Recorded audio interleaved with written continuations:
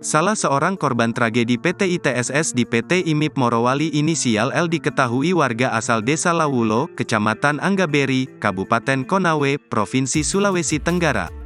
L dikabarkan selamat setelah berusaha menyelamatkan diri dengan cara lompat dari lantai 3 pada saat kejadian ledakan tersebut.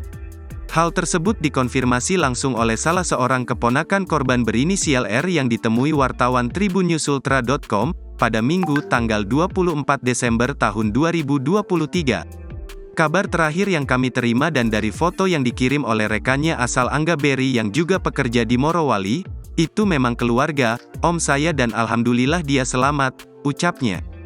Keluarga korban mengaku panik dan khawatir setelah mendengar kabar kejadian tersebut, mengingat L adalah pekerja di perusahaan smelter tersebut. Pas tahu ada kejadian, kita semua tidak tenang dan khawatir. Apalagi kita tahu om kerja di bagian tungku, syukur dia selamat. Saya lihat juga dari foto tidak ada luka berat, tapi kita tidak tahu kondisinya bagaimana karena dia lompat dari lantai 3, jelasnya.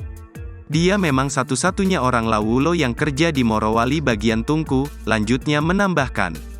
Lebih lanjut, ia menyebut keluarga besar korban yang saat ini berada di Desa Lawulo belum bisa berkomunikasi dengan korban, tetapi pengakuan istri korban sudah berangkat menuju ke Morowali. Istrinya tadi pagi sudah pergi ke Morowali, jadi kita ini tunggu informasi selanjutnya, ujarnya. Untuk diketahui, L sudah bekerja di PT ITSS PT IMIP Morowali kurang lebih 5 tahun dan masuk dalam daftar salah satu korban dari 51 korban yang terdampak tragedi ledakan dalam pengerjaan tungku pada Minggu, tanggal 24 Desember tahun 2023.